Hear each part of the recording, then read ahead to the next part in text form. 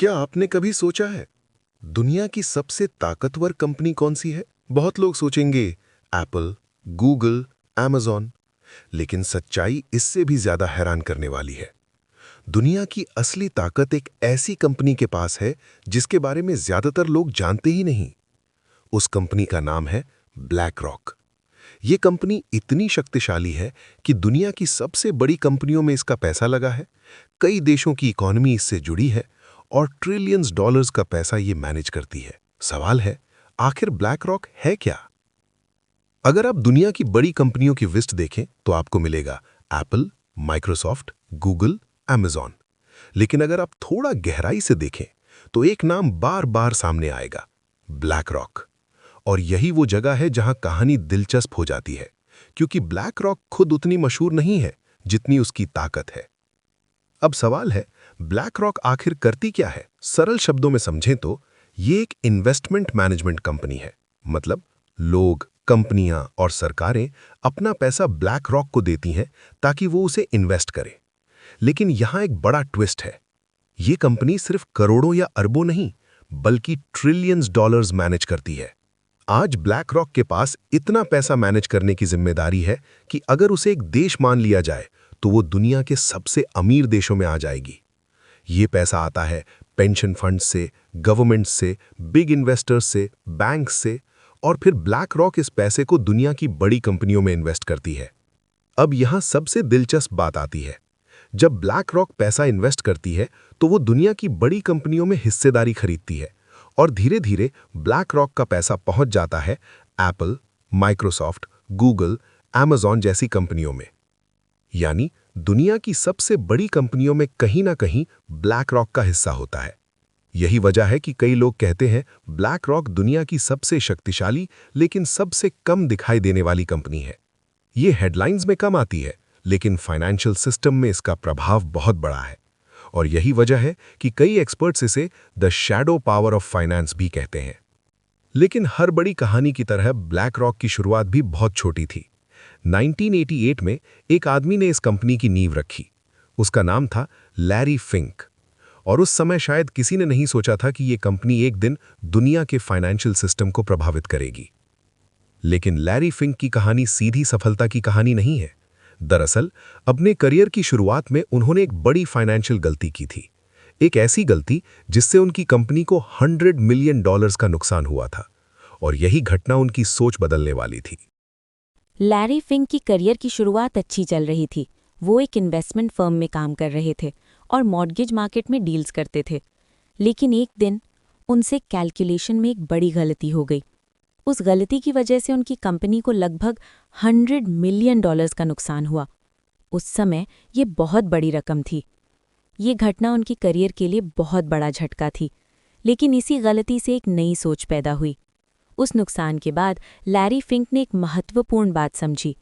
Investment की दुनिया में सबसे बड़ा खतरा होता है रिस्क को सही तरीके से न समझना। कई इन्वेस्टर्स प्रॉफिट के पीछे भागते हैं, लेकिन रिस्क को एनालाइज नहीं करते। लैरी फिंक ने फैसला किया कि अगर कभी वो अपनी कंपनी बनाएंगे तो वो इन्वेस्टमेंट से पहले रिस्क को डीपली एनालाइज करेंगे। 1988 में लैरी फिंक और उनके कुछ पार्टनर्स ने एक नई कंपनी शुरू की। उस कंपनी का नाम था ब्लैक रॉक। शुरुआत में ये कंपनी बहुत छोटी थी, कुछ लोग, एक छोटा ऑफिस और इन्वेस्टमेंट मैनेजमेंट का काम। लेकिन उनकी स्ट्रैटेजी अलग थी। वे सिर्फ इन्वेस्टमेंट नहीं करते थे, बल्कि रिस्क मैनेजमेंट पर फोकस करते थे। ब्लैक रॉक ने एक बड़ा फैसला लिया। उन्होंने इन्वेस्टमेंट को टेक्नोलॉजी से जोड़ने का निर्णय किया। उस समय ज़्यादातर फाइनेंशियल कंपनीज ट्रेडिशनल मेथड से काम करती थी, लेकिन ब्लैक रॉक ने डेटा और सॉफ्टवेयर का इस्तेमाल शुरू किया। और यहीं से शुरू हुआ उनका सबसे पावरफुल सिस्टम। ब्लैक रॉक ने एक एडवांस सिस्टम बनाया। इस सिस्टम का नाम है अलादीन। ये एक पावरफुल फाइनेंशियल सॉफ्टवेयर है जो रिस्क एनालिसिस करता है। ये सिस्टम एनालाइज करता है global markets, bonds, stocks, economic risks, और इसी वजह से ब्लैक रॉक इन्वेस्टमेंट डिसीजंस बहुत केयरफुली ले पाती है। धीरे धीरे बड़ी कंपनीज, बैंक्स, गवर्नमेंट्स सब ब्लैक रॉक पर भरोसा करने लगे, क्योंकि रिस्क एनालिसिस स्ट्रांग था, टेक्नोलॉजी एडवांस थी और इन्वेस्टमेंट स्ट्रैटेजी डिसिप्लिन थी। और देखते ही देखते ब्लैक रॉक दुनिया की सबसे बड़ी इन्वेस्टमेंट कंपनीज में शामिल हो गई। आज स्थिति ये है कि कई देशों की गवर्नमेंट्स भी फाइनेंशियल एडवाइस के लिए ब्लैक रॉक की मदद लेती हैं। जब फाइनेंशियल क्राइसिस आता है तो कई बार एक्सपर्ट्स ब्लैक रॉक से कंसल्टेशन लेते हैं।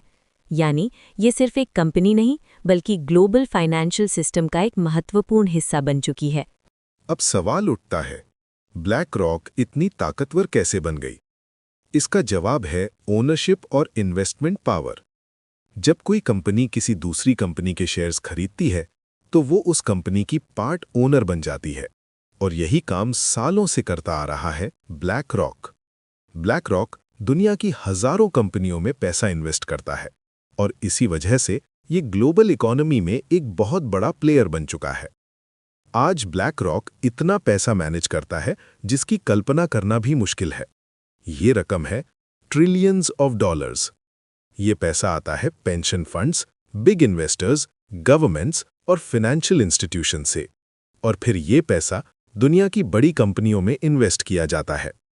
यानी ब्लैक रॉक के फैसलों का असर पूरी ग्लोबल इकोनॉमी पर पड़ सकता है। अगर आप दुनिया की बड़ी कंपनियों को देखें, एप्पल, माइक्रोसॉफ्ट, Amazon, गूगल, तो कई बार आपको एक कॉमन इन्वेस्टर दिखाई देगा, और वो है ब्लैक रॉक। मतलब दुनिया की बड़ी कंपनियों में कहीं ना कहीं ब्लैक रॉक का पैसा लगा हुआ है। यही कारण है कि कई फाइनेंशियल एक्सपर्ट्स मानते हैं कि ब्लैक रॉक सिर्फ एक कंपनी नहीं है, ये ग्लोबल फाइनेंस का एक इनविजिबल नेटवर्क है।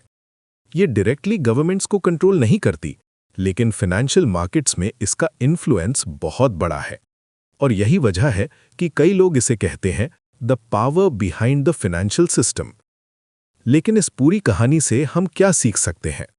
सबसे बड़ा लेसन ये है, दुनिया की इकोनॉमी सिर्फ गवर्नमेंट से नहीं चलती, बल्कि इन्वेस्टर्स, फाइनेंशियल इंस्टीट्यूशंस और ग्लोबल कैपिटल, इन सब का भी बहुत बड़ा रोल होता है।